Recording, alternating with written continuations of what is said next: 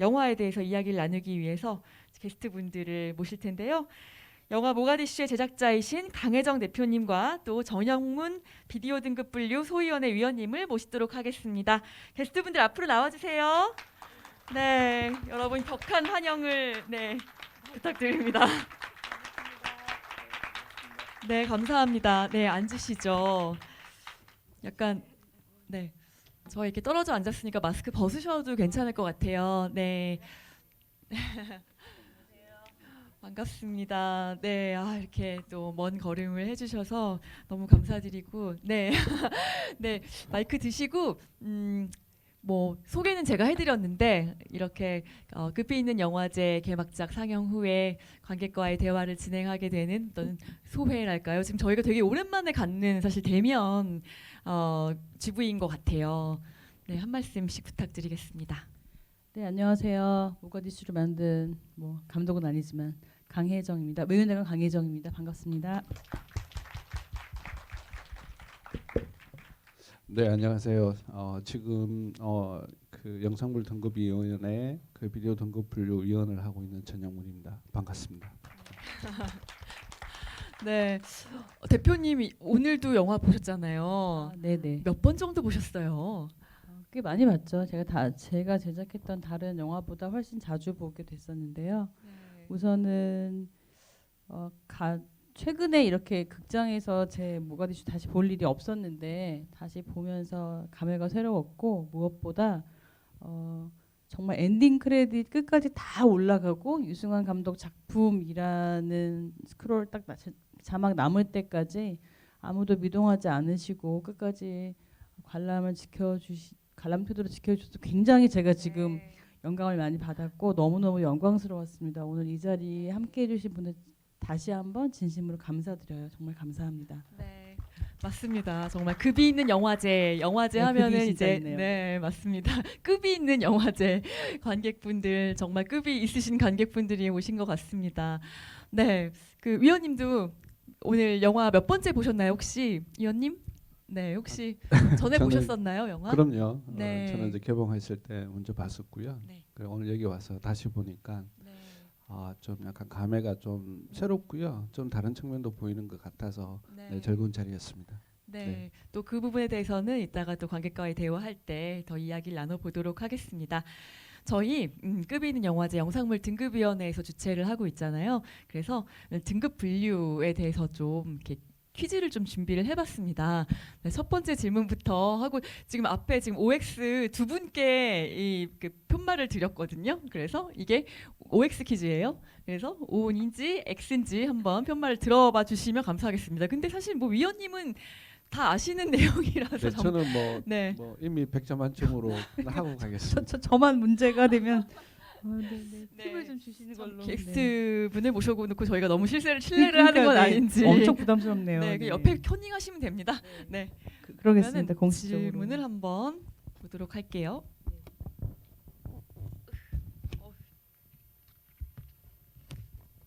네, 첫 번째 질문입니다. 영상물 등급은 총 5가지로 나뉜다. O, X 하나 둘 셋 하면 들어주시면 됩니다. 잠시만요. 네, 영상물 등급은 총 5가지로 나뉜다. O, X 하나 둘 셋. 네. 네네. 네, 정답을 맞추셨습니다. 네, 대표님 축하드립니다. 네. 진짜 떨리네요 이거. 네, 위원님께서 여기에 대한 좀 설명을 해주시면 좋을 것 같습니다. 네, 일단 먼저 영상물 등급위원회는 저희 나라만에 있는 게 아니고요. 전 세계 주요한 국가에서 정부 산하 기관에서 좀 청소년 보호와 그리고 이제 영상물 등급의 등급을 통해서 연령별에 맞게끔 이렇게 영상물을 잘 이렇게 시청하실 수 있도록 안내하는 제도로서 저희도 그렇고요. 전 세계에서 다 시행을 하고 있다라는 말씀을 좀 드리고요. 지금은 여러분들 다 알다시피 지금 한 5개 등급으로서 저희 이제 국내에서 영화와 비디오 같은 경우는 이 5개 기준을 가지고 등급 분류를 하고 있습니다. 네. 5개의 등급이 뭐뭐인지도 좀 소개를 해주시죠. 네, 구체적으로. 일단은 대부분 다 아실 거라고 생각하면서 다시 한번 말씀을 드리면 일단은 전체 관람가가 있고요. 그다음에 12세 관람가, 그다음에 15세 이상 관람가, 그리고 이제 청소년 관람 불가가 있고요. 그리고 제한 상영가라는 기준이 있습니다. 일단 이렇게 지금 저희들은 다섯 개 기준을 가지고 네, 분류를 하고 있다는 말씀을 좀 드릴 수 있을 것 같습니다. 네, 이렇게 이제 화두를 시작을 해봤는데 5개의 등급, 한국에서 영상물 등급이 5가지로 나뉜다. 혹시 뭐 이 부분에 대해서 질문하실 분이 있으시면 기회를 드릴게요. 네, 궁금한 거 없으세요? 제한 상영관 이런 거는 혹시 들어보셨어요? 네, 들어는 봤는데 사실 제한 상영가 등급을 받은 영화는 거의 모르실 것도 같고요. 이 제한 상영가라는 거에 대해서 좀 설명을 해주시면 좋을 것 같습니다.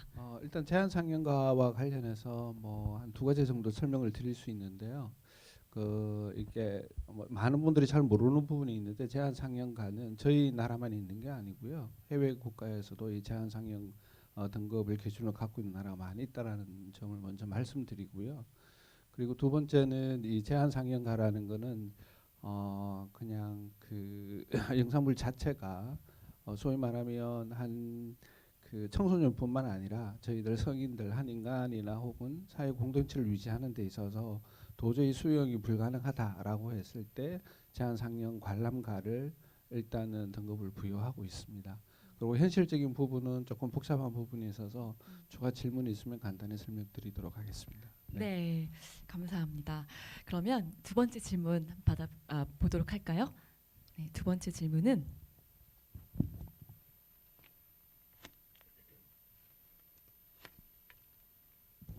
네, 영화 모가디슈는 15세 이상 관람가로 해당 연령에 도달하지 않은 청소년은 보호자를 동반하더라도 이 영화를 볼 수 없다.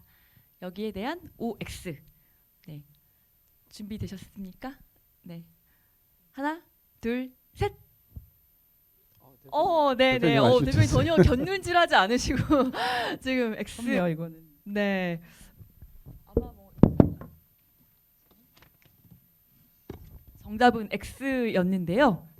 이 부분은 그러면은 보호자를 동반하더라도 이 영화를 보호자를 동반하면 이 영화를 볼 수 있다라는 이야기겠죠, 위원님? 네, 그렇습니다. 네. 뭐 이거는 역시 전 세계에서도 이제 부모 동반 하에서 부모님들의 이제 적절한 영상 관람에 대한 지도, 그리고 이 텍스트에 대한 설명, 이런 것들을 대화를 통해서 충분히 뭐 이렇게 아이들이나 청소년들한테 작품에 대한 설명이 가능하다라고 생각을 하기 때문에 부모 동반 하에서는 이런 것들을 허용하고 있습니다. 네, 이런 부분을 감안하셔서 혹시 이제 부모님들께서는 자녀들과 영화를 관람할 때 이런 부분을 참고를 하셔서 네, 적절하게 영상을 즐길 수 있다라고 말씀드릴 수 있습니다. 네, 무조건적으로 연령에 따른 건 아니고 이제 보호자를 네, 동반하면 그렇습니다. 볼 수 네, 있는 네. 그런 제도입니다. 이게 이제 영화나 비디오물뿐만이 아니라 뭐 예고편이라든가 광고도 해당이 된다고 하는데요. 네, 맞습니다. 일단 영화나 비디오물뿐만 아니라 광고물 그리고 선전물 자체에도 이런 등급 분류가 해당이 되고요. 단지 이제 광고물이나 선전물 같은 경우는 이렇게 많은 사람들이 동시에 대중에 이렇게 자연스럽게 많이 노출되고 있기 때문에 전체 관람과 그리고 이제 청소년 관람 불가 이 2가지 등급 기준으로 분류하고 있다라는 것을 참고로 말씀드리겠습니다. 네, 언제든지 질문 있으시면 추가된 질문 있으시면 손을 들어주시면 저희가 마이크를 드리도록 할게요. 네, 없으시면 마지막 질문, 네, 3번 질문을 또 읽어보도록 하겠습니다.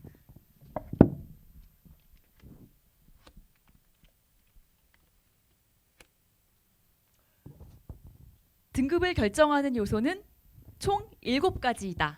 등급을 결정하는 요소 총 7가지. 네. 맞아요. 네. 그러면 네. 하나, 둘, 셋 해볼까요? 네. 네. 하나, 둘, 셋.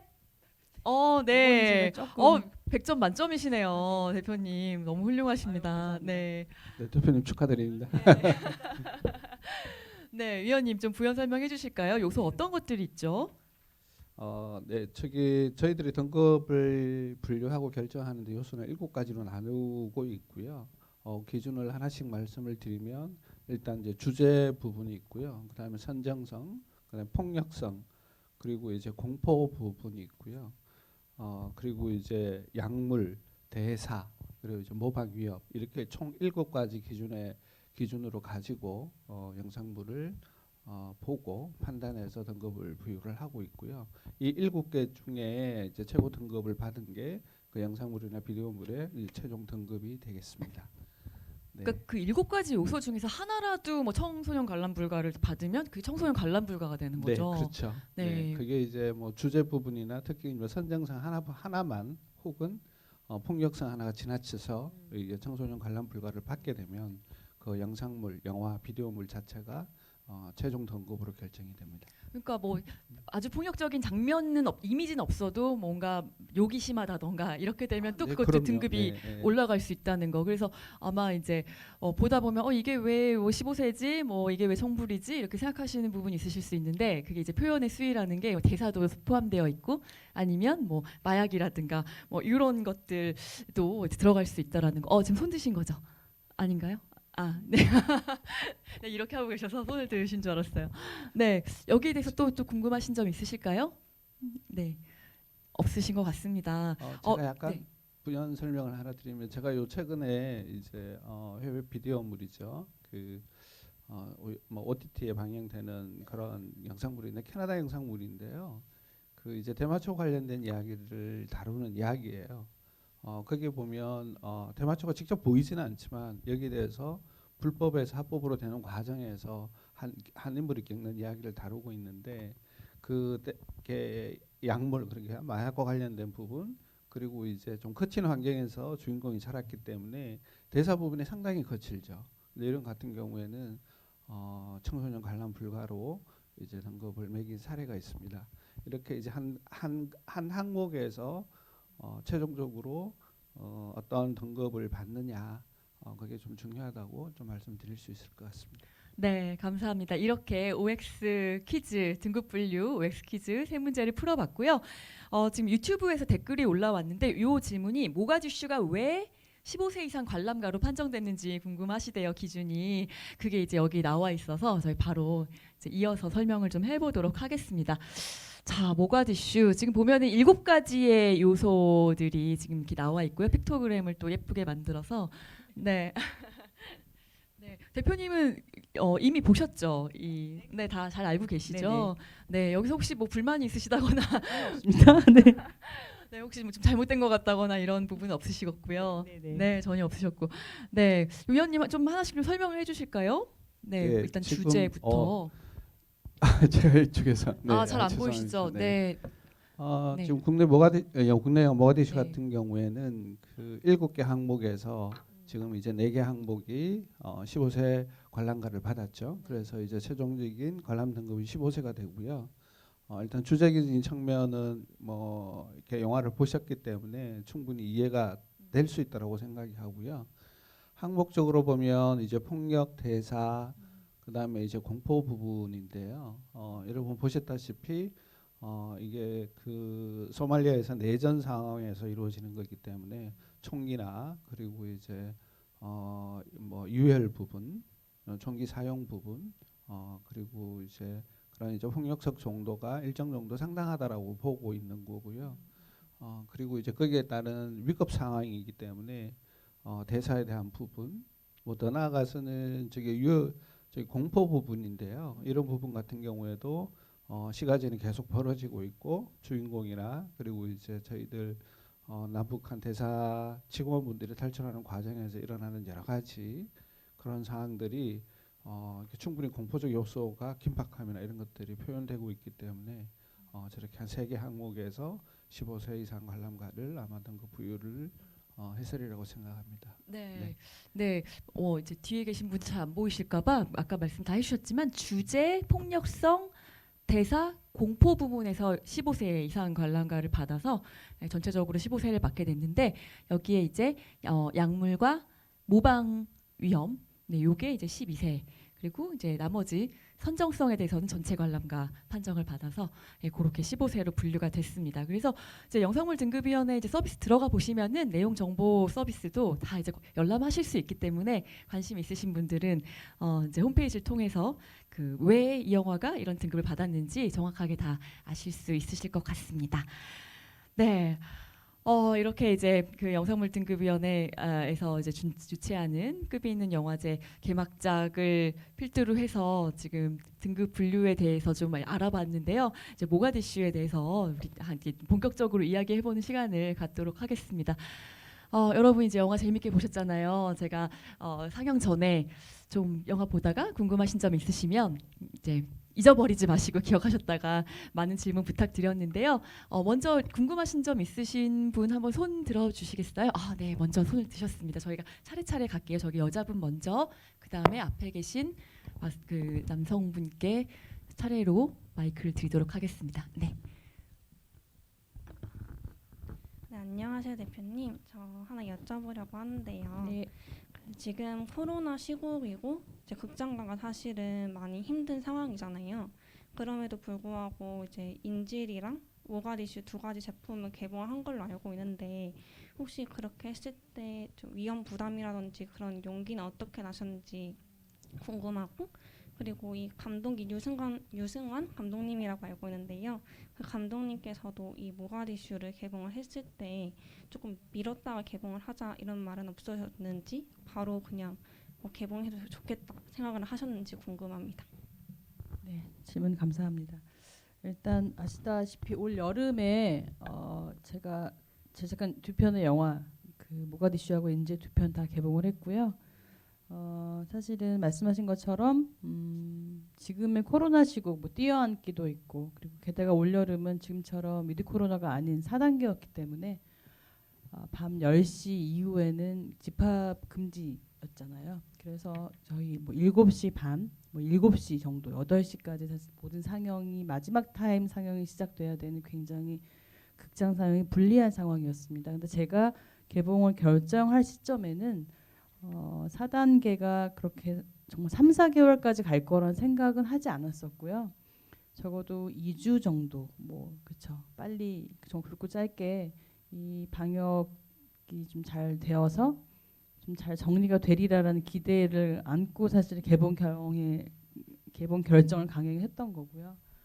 근데 하다 보니 뭐 아시는 것처럼 올해 올림픽도 정말 잘했잖아요. 네, 올림픽 초반부터 막 양궁 선수들이 막 금메달 꽂아대고 막 이럴 때 좋으면서 실은 울고 싶은 심정, 네, 이었고, 그리고 뭐 올림픽은 뭐 내내 뭐 쉬지 않고 잘해서 쉬지 않고 잘했기 때문에 응원하면서도 저는 속으로 울었답니다.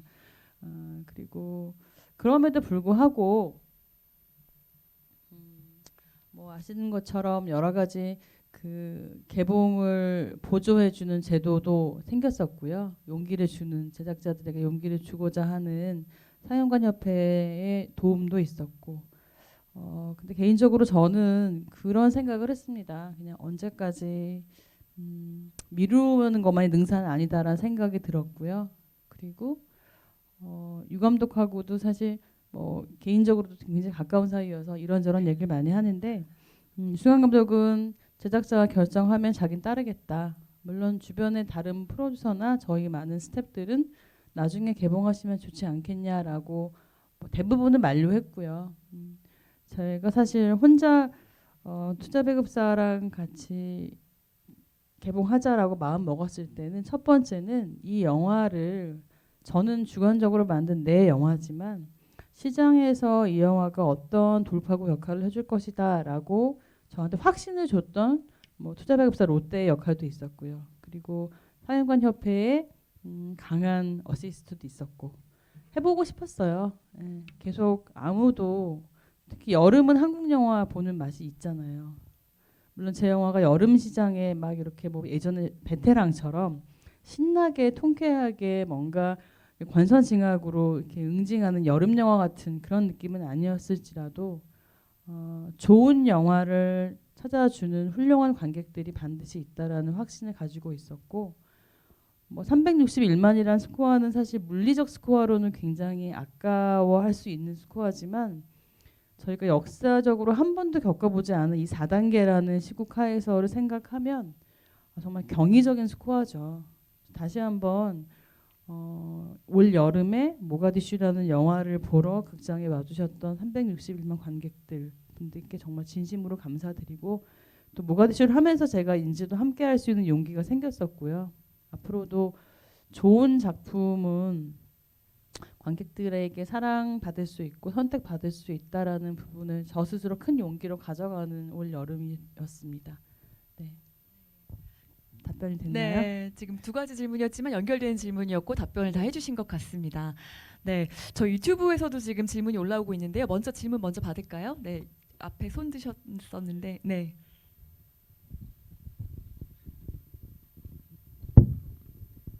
예, 안녕하세요. 안녕하세요. 영화 재밌게 잘 봤습니다. 감사합니다.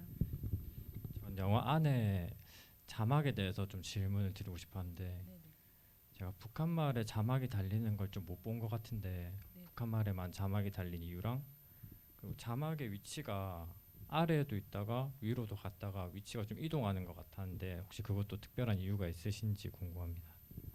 일단 감독님하고 우리가 함께 만들었던 암영화 베를린이라는 작품에서 북한 사투리, 북한 말을 잘 못 알아듣겠다, 전달이 안 됐다라는 지적을 엄청 많이 받았었고요. 그래서 이제 이번 작품을 하면서는 그럼 북한 말은 아예 자막을 써서 오히려 이해를 더 쉽게 해보자라는 생각을 했었고, 우리가 사실 개봉할 시점보다 앞에 강철비 2라는 작품에서 이미 사실은 또 다른 제작사도 그런 시도를 하셔서 아마 같은 생각이 있었을 것 같은데, 관객들에게 좀 더 그냥 쉽게 영화를 저게 무슨 말이, 저 낯설은 말이 무슨 뜻이지라는 거를 좀 더 쉽게 이해할 수 있도록 하자는 측면이 있었고요. 그 다음에 영어 대사 중간중간에 자막이 들어간 건 말 그대로 북한 말도 자막이 밑으로 깔리고라고 했을 때 많이 헷갈릴 수 있잖아요. 그리고 보신 것처럼 이 영화는 2시간 전, 날짜, 소말리아 대학교 이런 거에 자막 사용이 되게 많이 됐었기 때문에 그런 부분에서 감독님께서 우리가 그러면 영어를 쓸 때 그것에 대한 해설처럼 쓰이는 서브타이틀 자막은 대사 바로 옆, 그 말하는 사람 바로 옆에 띄워보는 재미를 줘보자라고 해서 특별한 의미를 썼다기보다는 기존에 우리가 많이 보고 있는 자막의 새로운 활용 사례 정도로 생각하시면 될 것 같고, 감독님은 딱히 북한 말에 대해서 자막을 쓰시면서 좀 의도하셨던 부분이 따로 있으셨어요. 근데 그 부분은 죄송하지만 감독님 인터뷰를 좀 찾아보시면 훨씬 더 정확하게 연출자가 어떤 의도로 그 말을, 그러니까 북한이라는 나라를 어떤 식으로 생각하면서 자막을 써야겠다라고 활용했던 부분을 좀 팁으로 가져가시면 훨씬 정확하실 것 같습니다. 감사합니다. 유튜브에 올라와 있는 질문이 또 등급에 대한 부분인데요. 제작자로서 강혜정 대표님은 모가디슈 등급에 대해서 어떻게 생각하시나요? 아까 불만 없으시다고 말씀하셨는데, 네, 15세 이상을 사실은 만드실 때부터도 이건 어느 정도 등급으로 만들어야겠다라고 계획하시죠?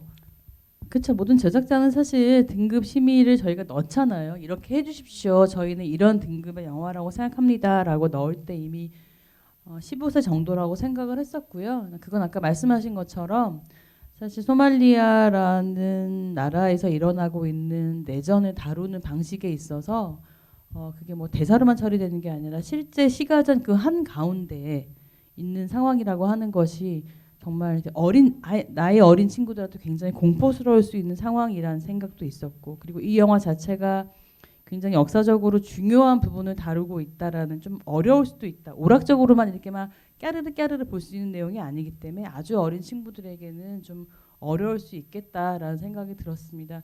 저는 여전히 대부분의 경우에 많은 심의위원들께서 너무나 많은 고민을 하시고, 그리고 각자의 아까 7가지 요소에 대한 부분들을 많이 검토하셔서 등급을 내리시는 거기 때문에 그런 부분에서 예상했던 거고, 저 역시도 제 스태프들이 어린 자기 자녀들하고 갔을 때 울었다, 중간에 나왔다라고 하는 친구들이 좀 있더라고요. 총 쏘고 소리 시끄럽고 이런 전쟁 장면에 대해서 이게 겨울왕국 같은 애니메이션이 아니잖아요. 그러니까 아이들이 굉장히 좀 어려워했었다라는 얘기 듣고서는 이 말씀하신 대로 등급 저희가 넣은 등급도 그랬지만 나온 결과도 되게 합리적이었다라고 생각합니다. 네. 아니, 위원님이 초반에 말씀 많이 하시고 지금 이제 잠깐 쉬고 계신데 언제든지 또 영화에 대해서 그냥 네. 일반적인 의견을 나눠주셔도 좋을 것 같습니다. 네, 또 유튜브에 올라온 질문이 있는데요. 강혜정 대표님, 영화 너무 재미있게 잘 봤습니다. 촬영하면서 힘드셨던 에피소드가 있을까요? 라고 뒷이야기를 좀 물어봐 주신 분이 계시네요. 영화 보시면 아시겠지만 저도 지금 보면서 아 저걸 내가 저때 어떻게 다 찍었을까. 아마 내 스태프들 저거 다시 하라면 못 하겠지. 라는 상황. 그러니까 특히 뭐 카체이스 마지막 이제 이태리 대사관 갈 때 그 카체이스 장면에서 배우들이 실제로 공포에 질려하는 장면은 실제 거의 장면이라고 보시면 돼요. 근데 뭐 매 순간이 그러했지만 일단 저는 제작자로서 제일 고민스러운 건 모든 영화를 찍을 때 내 스태프과 배우들의 안전을 생각을 하거든요. 근데 이게 한국도 아니고 머나먼 타국가 아프리카고 아프리카의 모로코가 아무리 의료 재반 시설이 잘 돼 있다고 하더라도 한국하고는 상황이 너무 다르더라고요. 그래서 일단 어떤 장면이 제일 어려웠냐라는 질문에 대해서는 제가 현장에 있을 때도 있었고 또 한국에 나와 있을 때도 있었거든요. 제가 그 당시 이제 시동이라는 작품 개봉을 또 할 때여서 그럴 때 매일 저의 노심초사는 촬영 잘 끝났습니다라는 보고 받을 때 제일 첫 마디가 아무도 안 다쳤어? 모두 괜찮아? 엑스트라도 괜찮아? 라고 질문했던 게 제일 기억에 남고 또 하나는 아시는 것처럼 소말리아를 표방한 모로코 촬영지가 흑인들이 이렇게 사는 아프리카 국가가 아니었기 때문에 말 그대로 얼굴이 흑인의 피부 색깔을 가진 우리가 알고 있는 아프리카 하면 또 소말리아 하면 떠올릴 수 있는 그런 검은 피부를 가진 흑인들을 만나기가 너무너무 어려웠거든요. 그래서 뭐 정말 연기하는 분들은 다 오디션으로 정말 케냐부터 전 아프리카에서 다 오디션 봐서 왔었고 그렇지 않은 분들 시민이나 뭐 반군이나 내전을 휘말린 상황에서 출연하셨던 분들은 말 그대로 그 동네를 지나는 관광객도 상관없었던 것 같아요. 모을 수 있는 모든 흑인들은 다 와주십시오라고 해서 거의 오디션 없이 읍소하며 촬영했던 게 생각이 납니다. 캐스팅부터 해서 그 안전상의 문제 정말 뭐 제작자는 하나부터 끝까지 열까지 다 걱정이잖아요, 사실. 네, 사고 엄마의 나지 않게. 마음인 것 같아요. 네. 잔소리하고 괜찮아 막 이런. 네, 그래서 그런지 또 이렇게 여성 제작자분들이 굉장히 또 뛰어나게 지금 다 활약을 많이 하고 계시니까. 이 모가디슈를 비롯해서 외유내강의 작품들은 제가 아니라 뭐 감독 이하 프로듀서 스태프들이 너무너무 잘 해주고 있는 작품인데 제가 정말 다른 제작자분에 비해 탁월하게 운이 좋습니다. 네. 그거는 좀 명확하게 정정해야 될 것 같아요. 겸손의 말씀이십니다. 네, 저희 지금 유튜브로는 계속 질문이 들어오고 있거든요. 혹시 앉아 계신 분들 중에 또 질문 받고 또 유튜브로 질문 받도록 하겠습니다. 여기 카메라 바로 앞에 손 드신 분이 계세요.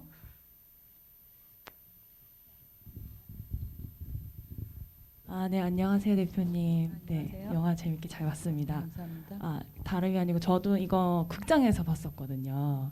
네, 그래서 그때 좀 사회적 이슈랑 같이 겹치면서 조금 비슷한 상황의 사회적 이슈 있었고 해서 저는 올해 제 기억에 남는 영화로 제 나름대로 모가디슈를 뽑을 정도로 재밌게 봤었는데요. 이거를 뭐 처음 영화 해야겠다, 이 실화를 영화로 좀 만들어 봐야겠다라고 하게 되신 뭐 계기가 있으신 건지 뭐 감독님이랑 같은 어떤 얘기를 하셨는지 좀 궁금해서 여쭙고 싶습니다. 일단은 이 사건은 사건의 중대함, 한국 외교사에서 가장 결정적인 사건이었음에도 불구하고 결정적인 몇 가지 큰 사건 중에 하나가 될 수 있음에도 불구하고 그 당시 뭐 89년, 90년 굉장히 삼엄한 공안 정국이었어요. 그래서 아주 단신 뉴스 처리만 되고 거의 지워졌던 일이었고 저희가 이후에 이 사건을 실제 겪으셨던 그 주인공 그 소마리아 대사님이 본인의 경험을 쓰신 소설이 출간이 되고 그 소설에 대해서 이렇게 이야기가 나오면서 다시 화제가 됐을 때 이런 일이 있었구나라는 거를 다시 저희도 이제 리마인드 했는데 저는 개인적으로 그게 영감이 가장 크게 됐습니다. 이념을 뛰어넘는 휴머니즘이라고 하는 되게 천편일률적인 표현도 있을 거고요. 그냥 저는 생존이라고 하는 게 이렇게 절박할 수 있나라는 부분이 좀 가장 제작자로서 매력적이었고, 그리고 유승환 감독도 사실 이 작품에 대해서 처음으로 저희가 기획을 했던 게 아니라, 그러니까 덱스터 스튜디오라는 곳에서 김용화 감독님이 처음에는 본인이 연출하시려고 기획이 되고 있다라고 들으면서 저희가 김용화 감독님 만드시면 굉장히 잘 만들어 주시겠다라고 기대를 했었는데, 이제 감독님이 여러 스케줄들을 이제 정리를 하시면서 저희한테 유승환 감독이 새롭게 만들어주면 좋겠다라고 시나리오로 기획을 주신 거였어요. 그래서 일단 그 시나리오와 기획을 받고, 기획은 마음에 드는데 시나리오 방향은 좀 많이 다릅니다. 감독님의 취향들이 다 다르니까. 그래서 이거 저희 마음대로 좀 마음껏 바꿔도 좋겠습니까라고 했을 때 오케이 하셔서 정말 오늘의 이 모가디슈를 저희가 만들 수 있었거든요. 다시 한번 이제 김용화 감독님께서 좀 관대하게 다 모든 가능성 열어주신 거 너무 감사드리고, 이거에 대해서는 아까 말씀하신 것처럼 첫 번째 아프리카로 가본다. 아프리카에서 30년 전을 재현한다라고 하는 거대한 모험이 과연 우리한테 가능할까? 사실 뭐 배우분들도 되겠어라는 마음 반신반의로 가졌던 것 같아요. 김윤석 배우나 특히 조인성 배우 뭐 타이틀 롤 책임을 지고 있지만 이렇게 사실 뭐 얼마나 하겠어. 왜냐면 가보지 않았으니까. 근데 가서 이미 6개월 전부터 3개월 전부터 준비하고 있던 스태프들 만나면서 얘들 준비 상태가 만만치 않구나를 좀 보시고 본인들도 제대로 정말 이렇게 현장에 들어가실 수 있었다라고 저희한테 전해주셨는데, 그랬던 것처럼 이 영화에 대한 부분들은 아까 말씀드렸던 완전 새로운 기획, 한 번도 해보지 않은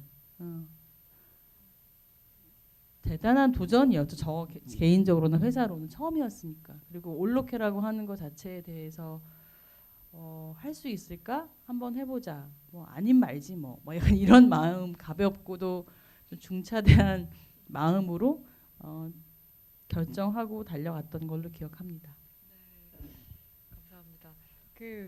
아까 말씀하셨던 것처럼 이 카불 사태가 벌어지면서 사실 이제 모가디슈도 이제 제가 알기로는 어쨌든 지금 계속해서 코로나 상황으로 인해서 개봉이 미뤄지다가 이제 이번에 결정을 하신 거였잖아요. 이제 예기치 않게 또 비슷한 사건이 벌어지면서 좀 더 화제가 된 면은 있었던 것 같아요. 네네, 말씀하신 대로 그 아프가니스탄 사태가 나서 저희가 사실 되게 놀랬던 거는 저희가 그 여러분들이 많이 뉴스에서 보셨던 그러니까 난민들이 그 난민 수송기를 타려고 뛰고 그 와중에 무차별 총격이 이어지고 정말 이게 말이 돼라고 하는 바로 올 여름이었죠. 8월 9월이었으니까 그 일이 저희 사실 영화 콘티에도 있었어요. 근데 첫 번째는 뭐 말 그대로 안전상의 문제, 제작비의 문제, 그리고 비행기를 어떻게 수급할 것인가의 여러 가지 문제들이 있으면서 실제 촬영을 하지 않기로 결정했고, 그래서 이제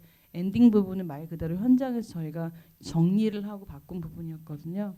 근데 저도 그 뉴스 화면을 보면서 너무너무 마음이 아팠습니다. 나는 30년 전 일어난 사건을 영화로 다루고 있는데 저 사건이 실제 누군가에겐 현실 지금이구나라고 하는 부분에 있어서 굉장히 많이 고민했었고, 그래서 많은 분들이 주변에서 이거 좀 어떻게 화제로 만들어봐라고 했을 때 저나 유 감독이 그럴 수 없다. 저거 내 영화를 좀 홍보 다시 한번 뭔가 해보겠다고 저 사건을 가지고 들어오는 건 우리는 자체적으로 절대 하지 않는다라고 해서 저희가 그 부분에 대한 거는 저희 스스로 언급하는 일은 하지 말자라고 좀 정리했었거든요.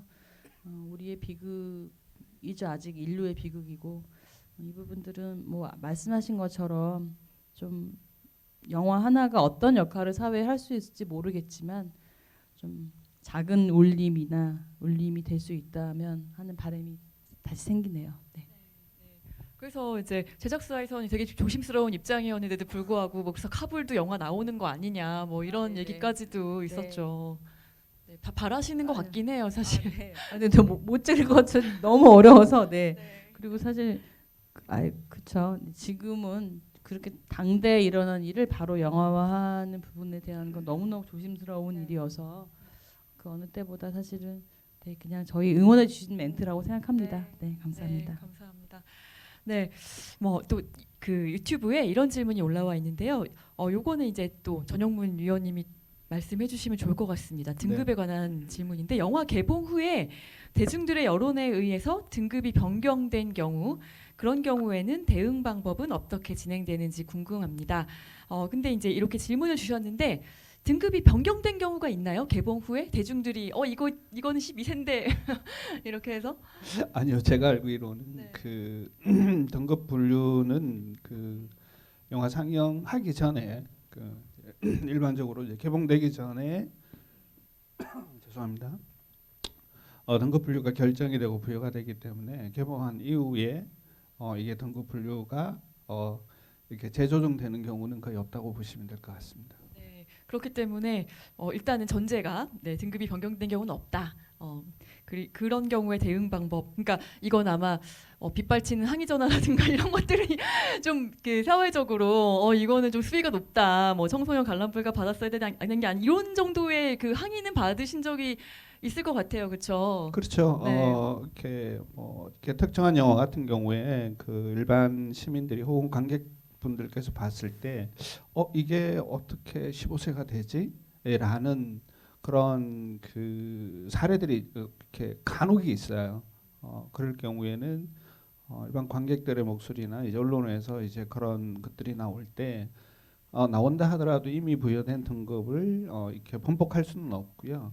대신 그런 경우가 있을 때 저희 위원회에서는 조금 더 면밀히 검토하고 다시 한 번 더 좀 리마인드를 해서 조금 더 세밀하게 볼 수 있는 계기로서 이제 저희들은 뭐 그렇게 계기로 삼고 조금 더 심길전해야 되겠다. 그리고 이제 내부 토론도 간혹 하는 경우도 있고요. 네, 그렇습니다. 네, 감사합니다. 하시고 싶은 말씀 거꾸로도 있으세요? 없죠. 예를 거꾸로- 들면 뭐 거꾸로. 청소년 불가 영화라고 했는데 관객들이 15세. 보고 이게 왜 청소년 불가냐 15세도 충분히 이해할 수 있다라고 하는 혹시 그런 경우도 빗발치나요? 그런 경우는 사실 뭐 개인 의견으로서는 이렇게 주시는 분들이나 말은 할 수는 있지만 소위 말하면 이렇게 언론에서나 혹은 뭐 이렇게 인터넷 환경에서 이제 그게 조금 목소리가 큰 경우는 사실 거의 없다고 말씀드릴 수 있고요. 그리고 이제 뭐 이거는 이렇게 저희 뭐 이렇게 업계에 계시는 분들인데 저희들이 이게 한 번에 등급 분류하는 건 아니고요. 등급 분류하시는 분들도 저희들도 사람인지라 그리고 또 계속 반복적으로 하다 보면 이게 우리가 아주 엄밀하게 뭐 기계처럼 이렇게 할 수 없는 부분이 있어서 저희들이 이제 등급 분류를 했을 때 혹시 이제 제작하시는 분들이 이견이 생길 수가 있어요. 이제 그럴 경우에는 이거를 저희 위원회에서 다시 한 번 더 해달라고 한 번 더 고려를 해달라고 얘기를 하고 그런 과정을 통해서 저희 위원회에서 그거를 다시 한 번 더 고민을 하고 그런 과정들이 있고요. 그런 과정을 통해서 등급을 조금 더 세밀하게 하려고 노력을 하고 있습니다. 네. 그러니까 저도 사실 1년 정도를 소위원회에 있었거든요. 영상물 등급위원회. 그래서 보니까 이게 AI가 할 수 없는 일 중에 하나인 것 같더라고요. 네, 맞습니다. 등급 분류가. 네, 그러니까 그런 상상도 했었죠. 너무 많은 에로 영화들이 들어오니까 살색이 몇 번 얼마나 보이면 뭐 이런 걸로 한번 뭐 도전해 볼 수 있지 않을까라는 생각도 해봤지만, 네, 그렇게 되지 않는 게 또 등급 분류라서 사람이 다 하는 일이고 주관적인 판단이, 그러니까 명확한 어떤 기준들은 있지만 또 거기에서 또 위원분들끼리의 어떤 의견도 좀 갈릴 수가 있고 그래서 뭐 몇 겹으로 몇 번씩 검토하면서 이제 그렇게 분류를 하고 있다라는 거 좀 말씀을 드리고 싶었습니다. 그리고 네. 이게 그 저희 등급 분류하시는 위원분들이 이제 1인이 하는 것이 아니고요. 저희들이 이제 7분 이렇게 구성이 돼 있고요. 한 작품을 두고 7분이 한 작품을 다 보고 나면 항상 합리적인 토론을 거칩니다. 왜냐하면 개개인의 의견이 다르고 가치관이 다르고 감성이 다르기 때문에 약간 쟁점이 될 부분이 있으면 그 부분에 대해서는 자유로운 토론과 이제 충분한 수기를 거쳐서 등급 분류를 하고 있다는 말씀 조금 보충으로 설명드릴 수 있을 것 같습니다. 네, 감사합니다. 네, 또 질문 받아볼까요? 네, 여기 손을 번쩍 드셨습니다. 앞에 계신 남성분께.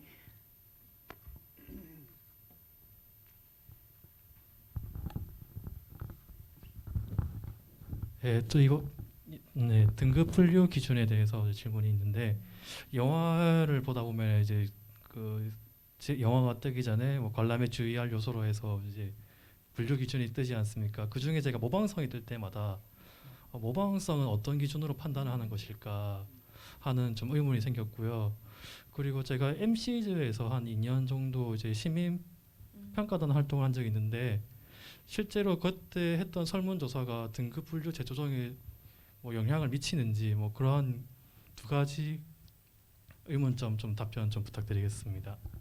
일단 그 모방성에 대한 부분은 그 첫 번째 기준이 뭐냐면 그 저희들은 이게 영상물을 합리적으로 등급을 분류하는데 그 목적이 뭐냐면 어린이나 청소년들의 그 건강한 영상 문화 관람 환경을 만들기 위해서 하는 거거든요. 근데 그렇게 보면 어린이들이나 청소년들이 이렇게 좀 자극적이고 폭력적인 영상물을 봤을 때 어떤 기준으로 이걸 볼까? 물론 저희들은 성인이긴 하지만 어린이의 눈 혹은 청소년의 눈의 관점에서 이 영상물의 어떤 특정 장면을 보면서 행위가 발생할 수 있는 그런 무비판적인 수용의 가능성 이런 부분들을 가지고 하는 거고요. 이런 것 자체가 어떻게 보면 아까도 말씀드렸다시피 개인에 따라 다르고 좀 주관적인 부분이 굉장히 강하기 때문에 이 모방성 부분이 특히 좀 그런 항목들이 좀 폭이 크다라고 얘기를 할 수 있고요. 이런 부분 가지고 문제가 될 경우에는 7분 혹은 이렇게 위원분들이 그 부분에 대해서 수기와 토론을 거쳐서 그런 항목을 부여한다라고 얘기를 드릴 수 있을 것 같습니다. 그리고 아까 두 번째 질문이 시민 모니터링이 좀 그 네. 등급 분류하는데 네. 영향을 미치는지에 대해서 시민 그 시민 모니터링 같은 경우에는요, 충분히 영향을 미칠 수 있다고 생각을 하고요. 왜냐하면 저희들이 흔히 말하면 사회에서 이렇게 변화하는 것들은 항상 일어나는 일이거든요. 그렇기 때문에 이렇게 관객들이 시대의 변화에 따라서 어떻게 수용하고 태도하는 것들이 태도가 바뀌는 경우들이 있기 때문에 시민 모니터링의 결과 같은 경우는 저희들이 같이 뭔가 이제 시대 변화를 보고 그리고 내부적으로 토론할 때 아주 중요한 자료로 사용될 수 있고요.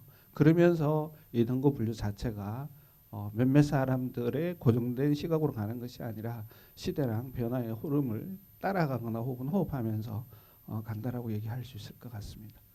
대표적인 게 이제 재개봉 영화들의 등급이 바뀌는 경우가 있잖아요. 네, 오래전에 개봉했었다가 다시 심의를 받았을 때 이제 등급이 바뀌는 경우가 좀 있는 것 같습니다. 이제 좀 시대가 바뀌다 보니까. 특히 요즘은 이제 OTT와 관련해서 이렇게 특히 좀 디즈니나 이런 쪽도 그렇고 국내 영화의 고전 영화도 그렇고요. 옛날 기준으로 보면 이건 다 청불이죠. 실제로 그랬었고요. 성인 영화에 거의 급하는 건데 이게 10년, 20년 시점에서 지금에서 보면 그거를 그대로 볼 수가 없는 거죠. 그렇기 때문에 그 제작하시는 분이나 배급하시는 분께서 이게 등급에 좀 세로를 좀 받고 싶다라고 했을 때 저희들한테 오는 것이고요. 그거는 이제 지금 관점에서 등급을 새롭게 부여를 하고 있습니다. 자, 모가디슈 제작 중에서 좋았던 에피소드를 물어보신 분이 계셨네요. 네, 유튜브에서 좋았던 에피소드. 아까 전 힘들었던 기억들 끄집어내셨는데 좋았던 기억들 있으시면 나눠주시죠. 좋았던 기억도 엄청 많죠. 일단 저희가 그 촬영했던 로케이션에서 모로코라는 곳이 모로코 대도시가 아니라 에사우이라라고 하는 약간 좀 이렇게 지방의 소도시였거든요. 바닷가가 있는 가장 소말리아랑 흡사한 지형을 찾다 보니 운 좋게 굉장히 찾게 된 곳이었고 사실 저희가 거의 호텔에서 묵었어요. 호텔이 거의 비수기였고 그때는 코로나 전이었는데 비수기여서 저희가 거의 통으로 저희 스태프들이 그래서 우리 스태프들과 배우들이 보통 아시겠지만 한국에서도 촬영을 할 때 지방 촬영을 가면 이렇게 그렇게 좋은 호텔 묵기가 만만치 않거든요. 근데 정말 아프리카에서 늘 아침에 조식 만찬을 먹는 호텔을 저희가 누렸던 거 그리고 촬영이 없는 날 뭐 제작 라인에 있는 저는 그럴 수 없었지만 그 각각 스태프분들이 뭐 사하라를 갔다 왔다는 둥, 뭐 서핑을 했다는 둥 이렇게 각각 개별적으로 좀 추억을 쌓을 수 있는 기회들이 있었고 제일 좋았던 건 저는 모로코 스태프들 뭐 통성명하고 굉장히 친하게 지낸 사람들이 많지는 않았지만 영화 찍는 현장에서 이렇게 하나가 되는 순간들이 있었어요. 예, 그리고 한국 사람들 굉장히 성격이 급하고 빨리빨리 진행하는 거를 이제 워낙 본인들이 너무 뛰어다니니까 그 모로코 스태프들은 저희가 만났던 스태프들이 헐리우드에서 제일 잘 나가는 헐리우드 스태프들이 와서 모로코 촬영을 왔을 때 제일 일 잘하는 팀이다라고 해서 저희도 같이 일을 했는데 그럼에도 불구하고 그분들이 그러더라고요. 너네처럼 미국 애들도 헐리우드 너네처럼 일하지 않아 막 이렇게 얘기해가지고 그건 헐리우드 가서 얘기하고 우린 한국식이야 막 이렇게 했었는데 마지막에는 정말 이렇게 하나가 되는 상황이 되더라고요. 저희들의 속도, 저희들이 이 현장에서 어떤 걸 어떻게 찍으려고 하는지를 찍어온 과정을 같이 봤기 때문에 그래서 그 스텝들이 좀 생각이 나고 제일 좋았던 순간은 돼지고기 먹는 날, 먹을 수 있는 날, 그거 하나가 잠깐 너무 좋았고 왜냐면 거기는 무슬림 국가고 돼지고기 자체를 구할 수 없는 곳이어서 그때 정말 이렇게 제 스태프들이 좋아했던 기억 그리고 제일 좋았던 순간이 언제냐라고 물어보면 한국 스태프들은 딱 첫 마디가 김치 먹은 첫날 모로코에서 김치 먹은 첫날 그러니까 왜 포장 김치 말고요 담근 김치 있잖아요 먹은 첫날 잊을 수 없다라고 했던 역시 사람은 먹고 사는 문제에 가장 연연합니다. 어디 가든 크리에이티브 뭐 얘기를 해도 그래서 그때 그런 순간들 기억에 남고 촬영 장면으로는 저는 개인적으로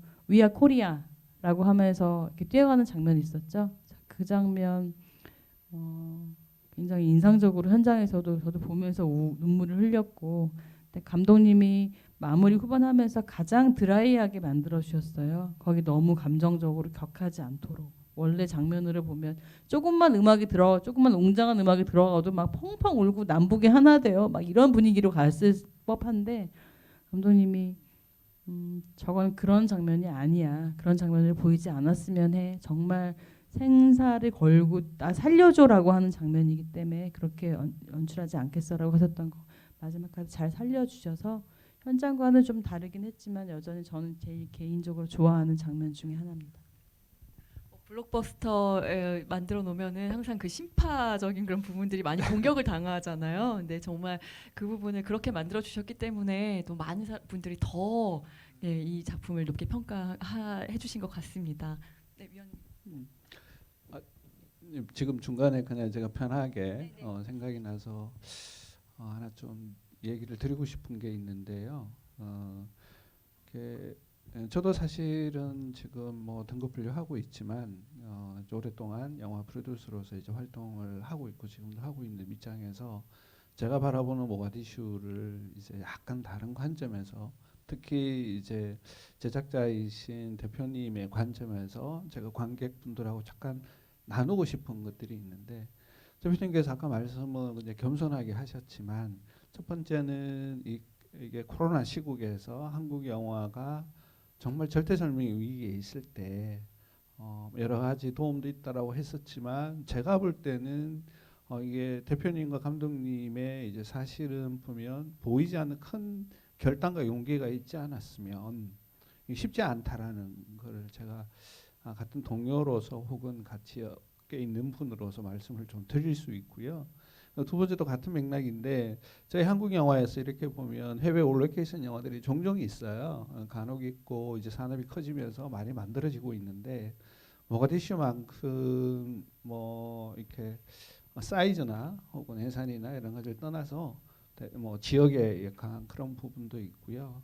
모가디슈가 한국 영화에서 그 해외 로케이션과 관련해서 이렇게 분명히 이렇게 새로운 시도였고 새로운 지평을 열었던 부분이 있어요. 근데 이런 부분을 제가 관객분들과 이제 조금 나눔으로써 작품을 이해하는 데 조금 더 도움이 됐으면 하고요. 그리고 영화 일은 대단한 용기와 결단이 필요한 일이고요. 모가디슈를 통해서 이제 그런 부분도 같이 느낄 수 있는 계기가 되면 어떨까라는 생각이 들어서 제가 간단히 말씀드렸습니다. 네, 감사합니다. 감사합니다. 네, 저희 즐겁게 이야기를 나누다 보니까 이제 마쳐야 될 시간이 다 됐는데 저희 혹시 짧게 대답할 수 있는 질문 하나 있으면 마지막으로 받을까요? 너무 아쉽다. 예, 마지막으로 하나 받겠습니다. 그리고 이제 마무리 인사해 주시고 그렇게 마칠게요. 이렇게 좋은 영화를 보게 돼서 진짜 감회가 새롭고요. 이거는 내일 청룡영화제 하는 걸로 알고 있는데 이거는 강 대표님한테 개인적인 부탁인데 내일 만약에 모가디슈가 이제 감독상이나 아니면 작품상을 수상한다면 저는 개인적으로 바라고 있습니다. 솔직히 오늘 여기 오신 관객들 언급을 해주실 수 있겠습니다. 수상 소감. 네. 제가 사실 내일 수상 확정된 건 하나 있어요. 최다 관객상 네. 그거는 확정돼 있어서 어차피 감사합니다. 제가 내일 축하드립니다. 단상 올라가면 제3의 급이 있는 영화제 개막식에 함께 해주셨던 관객들 제가 꼭 언급할게요. 외워야겠네요. 네. 감사합니다. 네, 기다리겠습니다. 아쉽지만 여기서 이제 마무리를 해야 되는데 마지막 너무 좋았던 것 같아요. 이 급 있는 영화제 오신 관객분들께도 큰 선물이 될 것 같은데요. 내일 또 그러니까 지금 확정이 된 거니까 이거는 확실한 거죠. 그때는 제가 올라갈 것 같습니다. 네. 감사합니다. 마지막으로 오늘 좀 참여 소감 및 이제 뭐 앞으로의 계획 짧게 좀 들어보고 좀 마무리를 하도록 하겠습니다. 네. 네, 마무리. 일단 한국 영화는 한국어로 만들어져서 한국 영화는 아닌 것 같습니다. 한국 영화는 한국 관객들에게 가장 많이 사랑받고자 몸부림치고 한국 관객들과 함께하고자 정말 뜨겁게 열심히 만드는 영화거든요. 그래서 사실 올해 361만 또는 인질의 160만 관객들 제가 생각할 때마다 정말 이분들한테 내가 그분들 관객분들의 시간과 돈을 들여서 극장을 찾는 것에 정말 가장 큰 만족감을 주는 영화로 꼭 만들고 싶다라는 걸 늘 저 초심으로 삼고 있고요. 저뿐만 아니라 대부분 한국에서 영화를 만들고 있는 모든 영화인들은 다 한마음입니다. 그래서 제가 관객분들께 정말 한 가지 부탁드리고 또 제 스스로 약속하는 건 언제나 한국 관객들, 우리 관객들한테 가장 사랑받을 수 있는 우리 영화가 될 수 있도록 끝까지 최선을 다해서 영화를 만들겠습니다. 그리고 늘 함께해 주셔서 감사드리고 오늘 저 사실 기대했던 것보다 너무 좋아가지고 특히 마지막 말씀해 주신 거 제가 꼭 내일 할 수 있도록 제가 오늘 되게 크게 용기 얻고 갑니다. 정말 감사합니다. 네, 큰 박수 부탁드리겠습니다. 영화만큼이나 너무나 뭉클한 말씀이셨던 것 같습니다. 네, 전영훈 위원님. 네, 저는 청룡영화제 얘기를 하니까요. 제가 볼 때는 아마 내일 청룡영화제 최대의 관전 포인트는 모가디슈가 몇 관왕을 할 것인가. 그래서 저는 그렇거든요. 일단 관객 입장에서는 이제 좋은 작품이 어느 정도 좋은 평가를 받는 것 대단히 중요한 포인트이기 때문에 오늘 오신 분들 이렇게 주변에서 이게 친구분들하고 나누면서 야 내일 모가디슈가 어느 정도까지 많은 상을 상 자체보다도 상을 통해서 인정을 받을 것인가라고 얘기하면서 같이 나누는 것도 이 영화를 보고 난 이후에 좋은 대화거리가 되지 않을까 그렇게 생각을 하고요. 그리고 또 어쩔 수 없이 저는 이제 등급과 관련해서 잠깐 얘기를 할 부분인데 이게 뭐 그닥 크고 뭐 이런 것은 아니고요. 이게 등급 분류라는 것 자체가 어떻게 보면 한 사회의 그런 우리 커뮤니티에서 우리만 사는 게 아니고 여기는 우리가 지켜야 될 아이들도 있고 우리가 같이 커뮤니케이션하고 이렇게 성장하는 과정에서 뭐 가르친다 뭐 이런 것이는 아니고요. 그들과 대화를 하고 이렇게 할 수 있을 때 이렇게 좋은 영상물을 나눌 수, 이게 향유할 수 있는 그런 것들을 제도적으로 뒷받침을 한다라는 그리고 변화된 시대에 맞게끔 영상물 등급도 계속 바뀌고 있고 앞으로도 훨씬 더 좋은 방향으로 계속 바뀔 수 있다. 그래서 이제 관객분들도 약간 관심을 가지고 뭐 좋은 의견 이런 거 있으면 언제든지 이렇게 나눠주시면 좋겠다. 그 말씀 드리겠습니다. 네, 감사합니다. 네, 전영문 의원님께도 큰 박수 부탁드리겠습니다. 감사합니다. 네, 두 분 말씀 잘 들어봤습니다. 내일 청룡 영화상 시상식도 있지만 내일까지 저희 급이 있는 영화제 계속 되거든요. 제가 좀 예고를 해드리겠습니다. 다음 영화 소울이라는 작품인데요. 역시 이제 시민들이 뽑아주신 작품이고 내일 11시에 상영될 예정이고요. 관객과의 대화 중계는 오후 1시경부터 중계될 예정입니다. 그리고 아까 전에 제가 막 이제 상품으로 여러분 댓글을 좀 유도하고 했었는데 지금 라이브 보시고 계신 분들이 있으시니까요. 그 라이브도 여기서 이제 마치도록 할 텐데 12월 중에 위원회 홈페이지에서 당첨자를 공지할 예정입니다. 온오프라인으로 참석해주신 많은 분들께도 진심으로 감사하다라는 말씀을 전하겠습니다. 그러면 제3회 급이 있는 영화제 첫 번째 상영작과 관객과의 대화까지 여기서 마치도록 하겠습니다. 자리에 참석해주신 여러분 모두 감사드리고 내일 11시에 또 다시 만나도록 하겠습니다. 감사합니다.